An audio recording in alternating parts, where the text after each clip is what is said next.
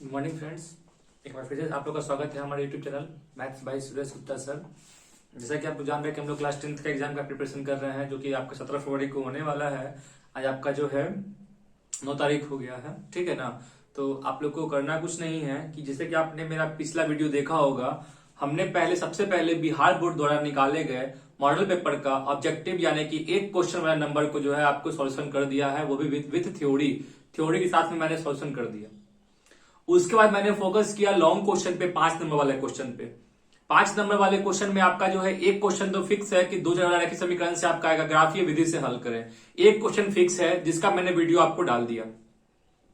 4 question है आपका long में। पहला तो ग्राफीय विधि से हल कीजिए। सेकंड क्वेश्चन आपका एक ज्यामिति से रहेगा, जिसमें प्रमेय रहेगा। जितने भी प्रमेय आने की संभावना है, 5 प्रमेय है जो कि मैंने आपको वीडियो बना करके डाल दिया, आप उसको देख सकते हैं। अगर आप प्रमेय देख लेते हैं तो आपका जो है 2 क्वेश्चन लॉन्ग का तैयार हो गया। एक आपका 2 रैखिक समीकरण का ग्राफीय विधि से हल, एक आपका प्रमेय मतलब आपका जो है प्रमेय हो गया आपका ज्योमेट्री सेक्शन से। 2 क्वेश्चन और रह गया। तो 2 क्वेश्चन में आपका जो है एक क्वेश्चन रहता है आपका कंस्ट्रक्शन से, रचना से, और आपका एक क्वेश्चन रहेगा आपका हाइट एंड डिस्टेंस यानी ऊंचाई एवं दूरी से। देखिए, आप रचना नहीं भी करते हैं तो ऊंचाई एवं दूरी का क्वेश्चन बना लीजिए। और एक क्वेश्चन आपका रहता है क्षेत्रमिति से रहता है आपका, यानी कि घन घना बेलन शंकु गोला से रहता है। अगर आपको उसका फॉर्मूला याद है तो आप उसको लॉन्ग क्वेश्चन को भी टेस्ट कर सकते हैं। तो ये फर्स्ट 1 नंबर वाला और आपका 5 नंबर वाला। बट बीच में आपका जो है 2 नंबर वाला क्वेश्चन भी आपका 15 क्वेश्चन हमको बनाना होता है, जिससे कि आपको 30 नंबर मिलता। तो हम लोग आज क्या करेंगे कि बिहार बोर्ड द्वारा निकाले गए मॉडल पेपर में 2 नंबर वाला जितना भी क्वेश्चन है उसको हम लोग आज सॉल्यूशन करने वाले हैं। आपको कुल मिलाकर के मॉडल पेपर में 30 क्वेश्चन दिया है, जिसमें से आपको केवल 15 क्वेश्चन को ही सॉल्व करना होता है। बट हम लोग यहाँ क्या करेंगे, आप लोग को 30 का 30 क्वेश्चन को समझाएंगे, वो भी विथ थ्योरी कि आपका जो है हम लोग क्वेश्चन को कैसे बना सकते हैं। देखिए, 1 नंबर वाला में कोई दिक्कत नहीं है, कैसे ये बनाइए आपको ऑप्शन टिक करना होता है। मगर 2 नंबर वाले क्वेश्चन में जो है आपका जो है आपको कुछ ना कुछ लिखना पड़ेगा। जब तक उसको आप लिख के बनाइएगा नहीं, आपको उसमें मार्क्स मिलने वाला नहीं है। तो हम लोग आज जो है 2 नंबर वाला क्वेश्चन पे देखते हैं कि आपका क्वेश्चन किस चीज का हिस्सा आपका निकाला गया है मॉडल पेपर में, उसको हम लोग ध्यान से देखेंगे। तो ध्यान से देखिएगा। तो फर्स्ट नंबर क्वेश्चन आपका दिया हुआ है मॉडल पेपर में कि यदि n एक विषम पूर्णांक है तो दर्शाइए कि n² - 1 जो है 8 से विभाज्य होगा। पहले समझिए क्वेश्चन क्या कर रहा है, उसके बाद इसको हम लोग बनाते हैं। क्या कहा आपका 30 क्वेश्चन है। हम कोशिश करेंगे कि आपका 2 वीडियो में इसको कर ले, क्योंकि एक वीडियो में सर 30 क्वेश्चन बनाएंगे तो बहुत लंबा भी हो जाएगा, और हमको क्योंकि समझाते हुए बनाना है, सोशल तो करना नहीं है केवल, इसलिए यहां पर हम लोग ध्यान देंगे। तो हमसे कहा क्या था आपका सबसे पहला चीज कि अगर n कोई विषम पूर्णांक है, समझिए क्वेश्चन नंबर 1 क्या कह दिया कि n एक विषम पूर्णांक है, तो सिद्ध क्या करना है हम लोग को कि n² - 1 जो होगा वह जो होगा 8 से विभाजित होगा। सर 8 से विभाज्य होगा, इसका मतलब जो है कि जो भी n² - 1 निकालेंगे वो 8 से कटेगा, यानी कि 8 का गुणज होगा, 8 होगा, 16 होगा, 24 होगा, 32 होगा। तो उसके लिए क्या करते हैं ना, ये आपका फर्स्ट चैप्टर रियल नंबर वास्तविक संख्या चैप्टर से क्वेश्चन दिया हुआ है। इसको बनाने का बहुत आसान तरीका है। सॉल्यूशन करने वक्त क्या करेंगे हम लोग, ऐसे लिखेंगे। लिखना भी बहुत इंपॉर्टेंट है। लिखना किस तरह से है, हम बोलेंगे n बराबर विषम पूर्णांक था, तो विषम पूर्णांक में अपने मन से जो है ना हम लोग विषम क्या क्या होता है 1, 3, 5, 7, 9 एंड सो ऑन। हम स्टार्टिंग का 5 को मतलब विषम संख्या ले लिए, और इससे जो है क्या करेंगे ना हम लोग n² - 1 निकाल करके और दिखा देंगे कि सारा का सारा किससे है आपका 8 से विभाज्य आपका है। देखो तो इसको लिखेंगे इस प्रकार से, लिखेंगे जब n बराबर 1, जब क्या कह दिए n बराबर 1, तो n² - 1 निकाल लो, तो 1 का स्क्वायर माइनस 1 कितना हो गया 0। उसी प्रकार से जब n बराबर आप क्या ले लीजिएगा 3, विषम संख्या लेना हमको, विषम पूर्णांक 3 ले लिए, तो n² - 1 क्या होगा 3 का स्क्वायर माइनस 1, 9 में से 1 गया आपका 8। ध्यान से देखना है, पहला बार में 0 आया, दूसरा में 8 आया। जब n बराबर हम लोग लेते हैं 5, तो n² - 1 क्या हो जाएगा, तो 5 का स्क्वायर माइनस 1, 25 में से 1 गया, कितना आ गया आपका 24। यानी कि जब हम n का मान 1 लिए, 3 लिए, 5 लिए, तो हमको दिख रहा था कि एक बार 0 आया, एक बार 8 आया, एक बार 24 आया। आप 7 लेके देख सकते थे, आप 9 लेके देख लीजिए, कुछ भी आप लेके देख लीजिए। आपका जो है यहां पर से जो है जो भी संख्या आएगा, आपको लगा कि सर आप बहुत छोटा संख्या ले लिया है 1 3 5 7 9। अब बड़ा संख्या ले लीजिए, कुछ भी 13 ले लीजिए, 17 ले लीजिए, 21 ले लीजिए, जो कि विषम संख्या है, उसका स्क्वायर करके 1 घटाइएगा तो हमेशा क्या होगा आपका 1 से कटने वाला। तो यहाँ पे लिखना पड़ेगा आपको कि यहाँ जो है 0, 8 और 24 ये तीनों जो है क्या है आपका 8 से विभाजित है ना, 8 से विभाजित। अतः बोल सकते हैं कि n विषम पूर्णांक के लिए n स्क्वायर माइनस 1 जो होगा वो हमेशा क्या होगा आपका 8 से विभाजित होगा। इतना आपको मेंशन करना पड़ेगा तो आपको क्या हो जाएगा, यहां से सॉल्यूशन है, इतना मेंशन कीजिएगा तो आपको क्या मिलेगा 2 नंबर आपको आराम से मिल जाएगा। देखो अगर इसको यूक्लिड से बनाने की कोशिश करोगे कि माना या कि विषम पूर्णांक ये है वो है, बहुत लेंदी हो जाएगा। हम लोग को कोशिश ये करना है कि जितना आसान भाषा में, हम पहले ही से बोल रहे हैं कि मेरा शुरू से ही मोटो है कि मैथ्स 0 लेवल से बिल्कुल आसान भाषा में आपको सिखाने का। तो इसलिए जो है जो फर्स्ट क्वेश्चन था देखिए इसको हम लोग बिल्कुल आसान भाषा में क्या कर लिए, इसको हम लोग आराम से बना लिए। ये था आपका फर्स्ट नंबर क्वेश्चन। चलिए हम लोग आते हैं सेकंड नंबर क्वेश्चन पे। सेकंड नंबर क्वेश्चन क्या कहता है, देखिए ऑब्जेक्टिव तो है नहीं कि इसको हम लोग मतलब एक बोर्ड पे 5 क्वेश्चन 6 क्वेश्चन बना लेंगे हम लोग, सब्जेक्टिव है 2 नंबर वाला है तो टाइम तो लगने वाला है आपका, फिर भी देखते हैं हम लोग, कोशिश करते हैं। क्वेश्चन नंबर सेकंड क्या कर रहा है देखिएगा। क्वेश्चन नंबर सेकंड कह रहा है क्या आपका कि यूक्लिड के विभाजन एल्गोरिथम का प्रयोग कर करके 960 व 432 का मौसा ज्ञात कीजिए। याद कीजिएगा यूक्लिड विभाजन एल्गोरिथम ऑब्जेक्टिव में पूछता है कि यूक्लिड विभाजन एल्गोरिथम के प्रयोग से 2 संख्याओं का क्या निकालते हैं, तो मौसा निकालते हैं। तो यहां पर से लिख दिया है कि यूक्लिड विभाजन एल्गोरिथम का प्रयोग करके 960 एवं 432 का मौसा निकालिए। देखिए जिसको आता है यूक्लिड विभाजन तरीका से बनाने का उसको बना दीजिए। हम लोग इसको बोलते हैं क्या, a बड़ा संख्या को, इसको बोलते हैं b, और a बराबर BQ प्लस R के रूप में लिखते हैं। बहुत लोग को नहीं आता है करने के लिए इसको, उसका भी हम आपको उपाय बताते हैं। आप कुछ मत करो, भाग विधि से मौसा निकाले तो आपको आता है, तो आप भाग विधि से मौसा निकालो इस तरह से। 432 से 960 में भाग देंगे, ये कन्फर्म है कि 2 बार में लगेगा, 2 बार में 864, जिसको घटाइएगा तो घटाने पर आपका जो है हमको लगता है कि आपका जो है 10 में 4 गया 6, आपका जो है एक हासिल ले लेंगे यहां पर से ना, तो 15 में 100 गया 9, 96 बचेगा। एक चीज आप पढ़े हैं, भाज्य बड़ा, इसको भाज्य बोलते हैं, इसको भाजक बोलते हैं, इसको भागफल बोलते हैं, शेषफल बोलते हैं। भाज्य बराबर भाजक गुना भागफल प्लस शेषफल, मतलब हर एक स्टेप को आपको इसी नियम से कि भाज्य बराबर भाजक गुना भागफल प्लस शेषफल के नियम से लिखना है। देखिए हम लिख रहे हैं क्या ना कि भाज्य बराबर भाजक गुना भागफल प्लस शेषफल।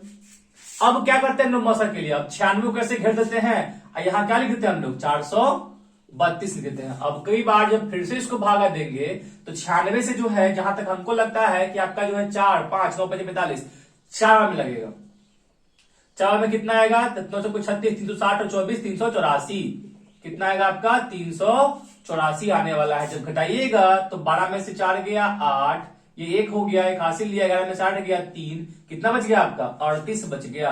तो हम लोग यहां पर से जो है 38 नहीं बचेगा, 9 चौको 36 होता है, 360 और 24 384, ठीक है। 12 में से 4 गया 8, ठीक है, तो यहाँ 2 बच गया, खासी 12 में से 8 गया, यहाँ पर से 4 बचेगा, कितना बचेगा 48 बचेगा। देखिए हम इसको फिर से वही लिखेंगे, अब की बार भाज्य ये है, भाजक ये है, भागफल ये है, तो फिर से लिखते हैं कि भाज्य बराबर भाजक गुना भागफल, भाजक गुना भागफल प्लस शेषफल कितना है मेरा 48 का।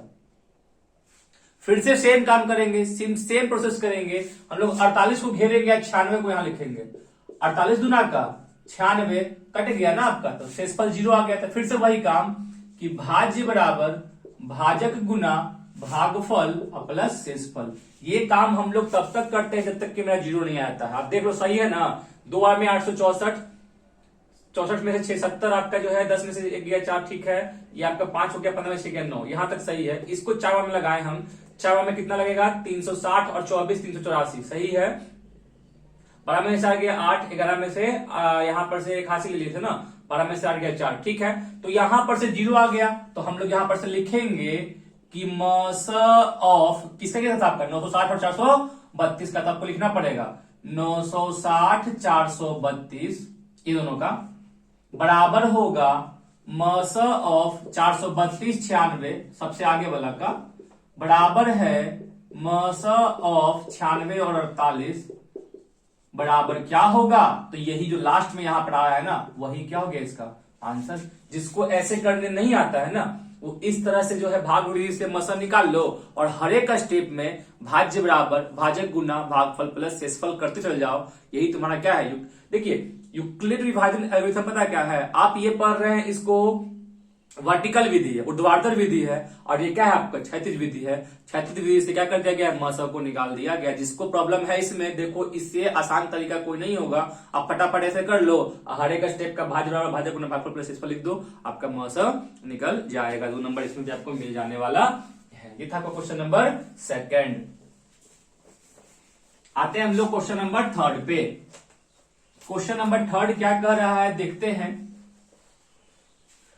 क्वेश्चन नंबर 3 में आपका लिखा हुआ है क्या कि वह सबसे बड़ी संख्या ज्ञात कीजिए। देखिए सबसे बड़ी संख्या जब भी मांगेगा तो हम लोग को मसा निकालना होता है। सबसे छोटी मांगेगा तो लसा निकालना होता है, एलसीएम निकालना होता है। तो सबसे बड़ी संख्या बोल दिया तो हम लोग मसा निकाल देंगे। बट अगर इसमें कहीं पर शेष का बात कर दे कि शेष बच गया तो सर मसा का नियम होता है कि मसा वाले केस में पहले शेष को घटाओ, पहले शेष को और उसके बाद मसा निकालो। मगर लसा वाले केस में जब सबसे छोटा सबसे बड़ा का मतलब मसा, जब सबसे छोटा मांगेगा ना तो सबसे छोटा वाला केस में हम लोग लसा निकालते हैं और वहां पर अगर शेष का बात कर देता है तो यहां पर शेष घटाएं तब न मसा निकाले। यहां पर पहले लसा को निकाल लेते हैं और सेकंड केस में शेष को जोड़ देते हैं। ये सब नियम है जो कि हम लोग को पढ़ना होता है। कंपटीशन में पढ़िएगा तो आपको बताएंगे हम। शुरू करें कंपटीशन वाला। तो क्वेश्चन क्या लिखा हुआ है कि वह सबसे बड़ी संख्या ज्ञात करें जो 438 और 606 438 और 606 को विभाजित करती है। इन दोनों क्या करता है विभाजित करता है और प्रत्येक दशा में जो है प्रत्येक मतलब इसमें भी और इसमें भी जो है प्रत्येक दशा में जो है आपका 6 शेष बचता है। शेष क्या कह दिया आपको 6 दे दिया गया है। वह सबसे बड़ी संख्या लिख रहा है निकालने के लिए। देखिए सर इसको लिखते कैसे हैं दिमाग में सेट हो गया कि बड़ी बोला है तो हमको मसा निकालना है उसमें भी शेष दे दिया है तो शेष पहले घटेगा दोनों में से जो आएगा ना उसका मसा निकालेंगे। लिखने का तरीका यहां पर लिखेंगे अभीष्ट सबसे बड़ी संख्या। अभीष्ट का मतलब जो आपको चाहिए अभीष्ट सबसे बड़ी संख्या बराबर। अब हम आपको लिख के दिखा रहे हैं कैसे लिखते हैं। हमको पता है कि शेष 6 दिया हुआ है, शेष 6 इसमें से भी घटेगा और इसमें से भी घटेगा तो 438 माइनस 6 लिख दिए और 606 माइनस 6 इन दोनों का क्या होगा आपका मसा होने वाला है। यानी कि हम लिखेंगे अभीष्ट सबसे बड़ी संख्या बराबर 438 माइनस 6 और 606 माइनस 6 दोनों का शेष घटा दिए। इनका मसा जो होगा वही मेरा आंसर होने वाला है। तो ये कितना हो जाएगा तो हम बोल दें कि मसा ऑफ 432 और 600 मतलब यहां से कट गया आपका ना 600 बच गया आपका। तो आप इसको जो है चाहें तो यूक्लिड विभाजन से बना सकते हैं क्योंकि हमको 10th क्लास में यूक्लिड विभाजन ही पढ़ना है तो आप यूक्लिड विभाजन से बना सकते हैं। और आपकी इच्छा नहीं है तो आप उसको भाग विधि से भी बना सकते हैं, कोई दिक्कत नहीं है। तो क्या करें इसको भाग विधि से बना देते हैं। चलिए देखिए 432 यहां पे 600 लिख दिए 432 इकाई 432 32 हो गया 32 8 40 हो गया 68 168 बच गया। ठीक है अब 168 कैसे घेर दिए 432 यहां लिखा गया। भाग विधि से मसा निकालने आता है ना मसा निकाल रहे हैं। अब 168 से कंफर्म है कि 3 बार में लगेगा नहीं 48 हो जाएगा ये 2 बार में लगेगा। तो 168 दुना का 336 436 में 4 कम है तो यहां 4 कम बचेगा यानी कि आपको कितना बचेगा यहां पर से 12 में 6 जाएगा 96 बचेगा। फिर से सेम प्रोसेस 96 को घेरेंगे 168 को लिखेंगे। 96 से 2 बार में लगेगा नहीं 180 से बड़ा आने वाला है हम 96 से 1 बार में लगाएंगे तो 96 से जब एक बार में लगाएंगे तो 96 बच गया यहाँ पर से, तो 8 में 6 गया 2, 16 में से 9 गया 7, फिर 72 आ गया। अब 72 में फिर यहाँ 96 लिखाएगा, तो 72 इकाई 72, 24 बच गया। अब देखिए 24 से 72 आपका कट गया, कितने बार में? 3 बार में कट गया। यानी कि हमको दिख गया कि 432 और 600 का मौसा कितना आ गया मेरा? 24 आ गया है। यानी कि 24 जो है वह सबसे बड़ी संख्या है जो 438 और 606 में भाग देने पर जो है प्रत्येक दिशा में जो है आपका कितना बचेगा? शेष 6 बचने वाला है। ये था क्वेश्चन नंबर आपका 3। आते हैं क्वेश्चन नंबर 4 पे। करा कि द्विघात बहुपद इतना के शून्य को ज्ञात की। देखिए एक द्विघात बहुपद दिया हुआ है 5y² माइनस 13y और माइनस 6। कह रहा है कि इसके शून्यकों को ज्ञात कीजिए। देखिए किसी भी बहुपद के शून्यकों को ज्ञात करने के लिए हम लोग उसको पहले 0 के बराबर करते हैं। अगर वो 0 के बराबर आपका हो गया तो उस केस में हम लोग करते क्या है? 0 के बराबर करने के बाद जो है हम लोग करते क्या है कि उसका गुणनखंड करते हैं, या फिर द्विघाती सूत्र से उसको क्या करते हैं हम लोग? उसका शून्यक को निकाल लेते हैं। तो हमको यहाँ पे गुणनखंड करना बहुत आसान था। क्यों? हम लोग जानते हैं ना नियम कि पहला और अंतिम को गुना करते हैं। तो 6 पचे 30, जब हम लोग 5y² में -6 गुना करेंगे तो -30y² आ गया। तो हम लोग इस 30 को तोड़ते हैं 2 भागों में इस प्रकार से कि जोड़ने और गुना घटाने पर मेरा क्या आ जाए? 13। सर 30 दिख रहा है आपको? 10 गुना 3 30 हो जाएगा, और 10 प्लस 3 क्या जाएगा तुम्हारा? 13 हो जाएगा। तो यहां करने क्या वाले थे हम लोग ना कि जोड़ने पे आएगा, और माइनस है, दोनों माइनस में रहेगा, -10y -3y और -6। आप चेक कर सकते हो। जब इसको हम लोग चेक कर रहे हैं तो हमको लगता है कि गलती है। क्यों गलती है? क्योंकि देखिए ना हमको जब इसको सॉल्व करेंगे तो -13y तो मिल जाएगा जोड़ने पर, बट गुना करने पे +30y² आ रहा है ना। हमको प्लस नहीं, कैसे ही हमको माइनस, यानी कि 10y और 3y नहीं होगा, हमको कुछ और सोचना पड़ेगा। 30 को हम लोग को किसी और तरह से तोड़ना पड़ेगा। तो हमको दिख गया 30 का मतलब क्या है? 10 गुना 3 अंदर 15 गुना 2। तो 10 और 3 में जोड़ने पे आ रहा था, मगर 15 और 2 में जो है आपका घटाने पे आ रहा है। सर देखिए जब भी गुना करने पे आपको माइनस मिल रहा है तो आप सेट कर लीजिए कि माइनस तभी मिलेगा जब एक प्लस में रहेगा और एक वो माइनस में रहेगा। अब प्लस माइनस में रहेगा तो क्या होता है? तुम्हारा घटता न है, यानी 10 और 3 नहीं होगा, यहां पर से 15 और 2 होगा। माइनस में है तो बड़ा वाला माइनस में, छोटा वाला प्लस में। -15y और +2y। हमको इसका शून्यक निकालना था, बराबर 0 कर दिए। जब सॉल्व कीजिएगा तो पहला दोनों में देखिए तो 5y² 15y में कॉमन क्या है मेरा? 5y कॉमन है, यहां से बच गया y, यहां से बच गया -3। इसका नियम कहता है कि जो यहां बचेगा वही चीज यहां भी बचने वाला है, y माइनस। तो यहां से क्या कॉमन लिया आएगा? जब y -3 निकल गया तो यहां से क्या कॉमन लिया? +2 कॉमन लिया जाएगा, बराबर 0। फिर इन सब में से y -3 जब कॉमन ले लेंगे तो मेरा बच गया यहां पर से 5y + 2 बराबर क्या हो गया?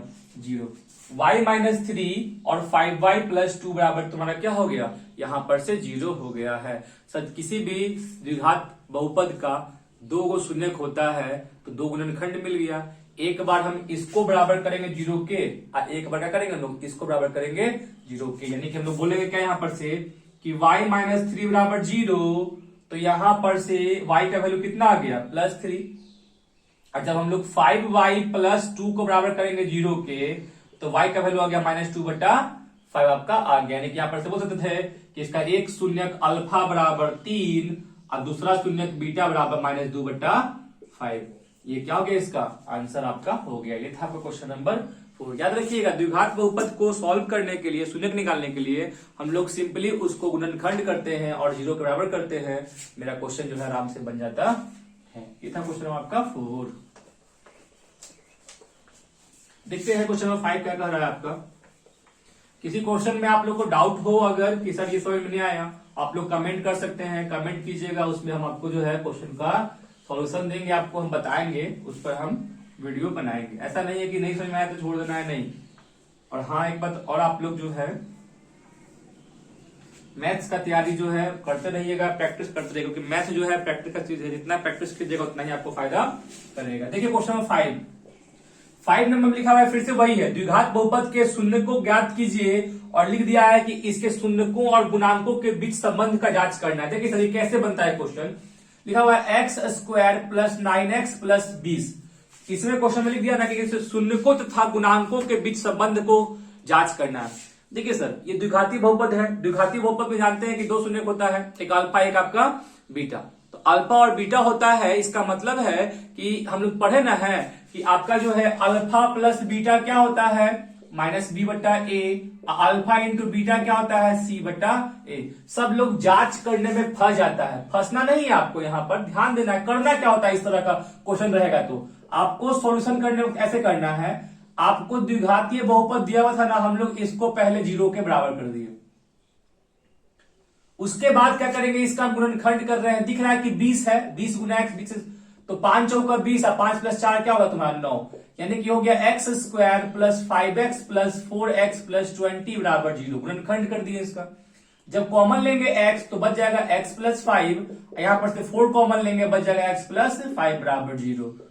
x प्लस 5 दोनों में कॉमन था, निकाल लिए, तो यहां से बच गया आपका x प्लस 4 बराबर 0 आपका बच गया। हम लोग जानते ना है कि एक बार इसको बराबर करेंगे 0 के, तो यहां से मेरा x का वैल्यू कितना निकल गया, -5। और जब एक बार x प्लस 4 बराबर 0 करेंगे तो यहां से x का वैल्यू क्या निकल गया, -4 निकल गया। इसका मतलब है कि इस द्विघात बहुपद का एक शून्य क्या निकल गया, -5, और एक शून्य क्या निकल गया आपका, -4 आपका निकल गया। ये तो शून्य निकाले हैं, हमको जांच करने के लिए कहा। तो जांच कैसे करेंगे, देखिए यहां पर समझिएगा। जांच करने के लिए सिंपल सा तरीका है। हम जानते हैं ना कि अल्फा प्लस बीटा हम लोग पढ़े हैं, अल्फा इंटू बीटा पढ़े हैं। तो अल्फा प्लस बीटा अगर निकालना होगा तो अल्फा कितना का है, -5 का है, और बीटा कितना का है, -4 का है। जब सॉल्व किए तो -5 और -4 कितना आ गया, -9 हो गया। और वही अल्फा इंटू बीटा करेंगे तो -4 इंटू -5 करेंगे तो कितना 20 हो जाएगा। तो हम लोग अल्फा बीटा निकाल करके उसका योगफल और गुणनफल निकाल लिए। हमको जांच करने के लिए हम लोग पढ़े हैं कि अल्फा प्लस बीटा होता है -b बटा ए। तो यहां पर b के जगह पे क्या है आपका 9 है, a के जगह पर 1, b के जगह पर 9 और c के जगह पे क्या है आपका 20 दिया हुआ है। जब इसको सॉल्व करेंगे तो -b की जगह पर 9 और a के जगह पर 1, कितना आ गया, -9 आपका हो गया। देखो दोनों सेम है ना, अल्फा इंटू बीटा हम लोग पढ़े हैं c बट्टा ए। c की जगह पे क्या है 20, a की जगह पे क्या है 1। देखो तो दोनों सेम हो गया। यही हो गया जांच। जांच करने का मतलब ये थोड़े है कि एकदम अथी करना है आपको, मतलब लैब में जाके जांच करना है। आपको बिना शून्यक निकाले हुए भी अल्फा प्लस बीटा निकालना है, अल्फा इंटू बीटा, और शून्यक निकाल के भी निकालना है। दिखाना दोनों क्या है आपका सेम है। अगर आप दिखा देते हैं आपका जांच हो गया। इधर क्वेश्चन आपका 5। क्वेश्चन नंबर 6 पे आप लोग आते हैं। क्वेश्चन नंबर 6 का क्या ना कि k का वह मान ज्ञात कीजिए जिसके लिए y-1 जो है, देखिए k का मान ज्ञात करना है जिसके लिए y-1 जो है बहुपद 2y³ plus 9y square plus y plus k का गुणनखंड है। ये जो है ना, ये y-1 इसका गुणनखंड है। चेक करना है हमको। देखिए अगर गुणनखंड है तो कंफर्म याद रखिए, जब गुणनखंड होता है ना तो ये इसको पूरा पूरा भाग देगा। अब पूरा पूरा भाग देने का मतलब शेषफल क्या आता है, 0 आता है। तो इस तरह का क्वेश्चन को सॉल्व करने के लिए देखिए बहुपद आपको py दिया हुआ है। हम लोग क्या करते हैं, जो गुणनखंड है चेक करना है, सबसे पहले उसको हम लोग 0 के बराबर कर देते हैं। y-1 बराबर क्या कर दिए 0, इसको 0 के बराबर कर दिए। यहां से y का मान क्या आ गया आपका, जब माइनस उस तरफ जाएगा तो क्या बन जाएगा तुम्हारा प्लस बन जाएगा, +1 हो गया।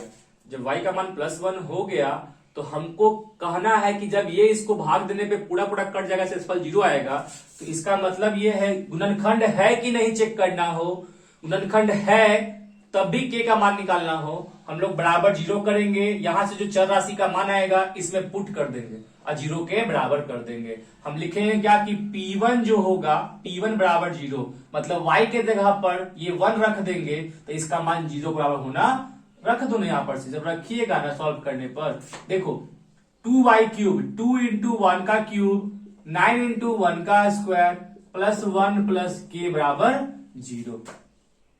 1 का क्यूब 1, 1 का स्क्वायर 1, 2 प्लस 9 11 1 12, 12 प्लस k बराबर 0, तो k का वैल्यू हो गया -12।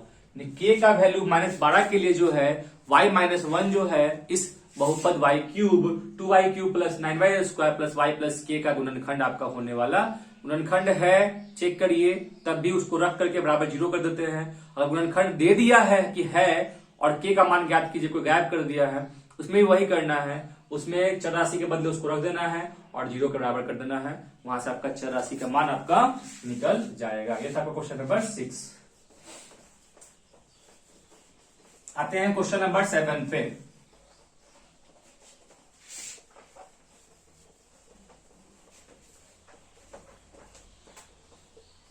ये सब लॉन्ग क्वेश्चन, 2 नंबर वाला क्वेश्चन जो है थोड़ा सा लंबा बनता है, डिस्क्रिप्टिव है, तो समझाने में थोड़ा सा लग रहा है।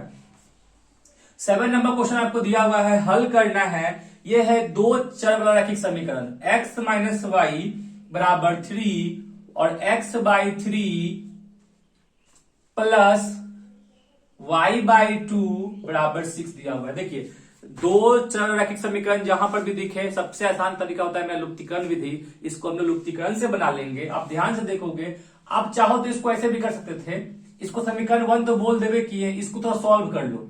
सॉल्व करने का मतलब कि 3 और 2 का एलसीएम 6, ये 2 बार में तो 2x, ये 3 बार में तो 3y बराबर 6, ये 6 उस तरफ चला गया तो 2x प्लस 3y बराबर 6 छक्क 36, समीकरण 2। अब सॉल्व करना आपका आसान हो गया। हम लोग करने क्या वाले थे कि सॉल्यूशन करने के लिए एक समीकरण था x माइनस वाई बराबर 3, एक था 2x प्लस 3y बराबर 36। करना क्या है, लुप्तीकरण का तरीका ये वो काटना होता है, इसमें 3 है, इसमें 3 नहीं है, ऊपर में 3 से गुना कर दिए और नीचे में 1 से गुना कर दिए। इससे फायदा हमको हो गया कि x into 3x minus 3y बराबर 9 और 2x प्लस 3y बराबर 36। जब दोनों को काटेंगे ना तो ये कट गया जोड़ने पर, 3x प्लस 2x 5x बराबर 36 और 9 45। तो यहां से हमको x का मान क्या निकल गया, 45 भागा 5 कितना निकल गया, 9। जब x का मान निकल गया तो इस x का मान कहीं पर रख दो, इसमें फर्स्ट वाले में समीकरण 1 में। समीकरण 1 था क्या आपका, x माइनस वाई बराबर 3, x माइनस वाई बराबर 3 था ना, x का मान यहां 9 रख दो, 9 माइनस वाई बराबर 3, तो माइनस वाई बराबर 3 माइनस 9 यानी कि माइनस 6। लास्ट में लिख दो यहां पर से, इसलिए x बराबर 9 और y बराबर माइनस माइनस कट गया, y बराबर 6। ये क्या गया, इसका आंसर हो गया। लुप्तीकरण है, इसको आप लोग आराम से सॉल्व कर सकते हैं, कोई दिक्कत नहीं है। ये था क्वेश्चन नंबर आपका 7। आते हैं क्वेश्चन नंबर 8 पे। 8 नंबर क्वेश्चन क्या कह दिया है कि द्विघात समीकरण दे दिया है, इसके मूलों की प्रकृति ज्ञात करना। देखिए द्विघात समीकरण है 16x square minus 8x plus 1 बराबर 0। कहा इसके मूलों का प्रकृति, याद कीजिएगा सर, हम पढ़ाए हैं, मेरा वीडियो देख लीजिए जाकर के, आप उसमें बता दिए थे हम कि सबसे पहली बात सोल्यूशन करने के लिए हम लिखेंगे कि 16x square minus 8x plus 1 बराबर 0 में बता दो a के जगह पे क्या है 16, b के जगह पे क्या है -8, c के जगह पे क्या है आपका 1 दिया हुआ है। सर मूलों का प्रकृति चेक करने के लिए हम लोग इसका डी निकालते हैं, जिसको हम लोग विविक्तर या विवेचक बोलते हैं, डिस्क्रिमिनेंट बोलते हैं, तो हम लोग डी निकालेंगे। डी जो होता है बी स्क्वायर माइनस 4ac के बराबर। तो यहां पर से इसका b कितना दिया हुआ है -8, तो -8 का स्क्वायर माइनस 4ac, a के जगह पर 16, c के जगह पर 1। हमको दिख गया कि 64 माइनस 64 क्या आ गया, डी 0 के बराबर हो गया। हमने 3 कंडीशन लिखाया था। फर्स्ट कंडीशन डी 0 से बड़ा होता है, 0 के बराबर होता है, 0 से छोटा होता है। तो जब डी का मान 0 के बराबर हो गया तो इसके मूल जो होंगे, मूलों का जो प्रकृति होगा वो कैसा होगा, वास्तविक और समान। जब डी का मान 0 के बराबर होता है तो उस केस में द्विघात समीकरण के मूलों की प्रकृति वास्तविक तो होते ही है, निकलते हैं, और दोनों बराबर भी होते हैं, सेम भी होते हैं। अगर डी का मान 0 से बड़ा तो वास्तविक और असमान होता है, मगर डी का मान 0 से छोटा तो उस केस में मूल नहीं निकलता है।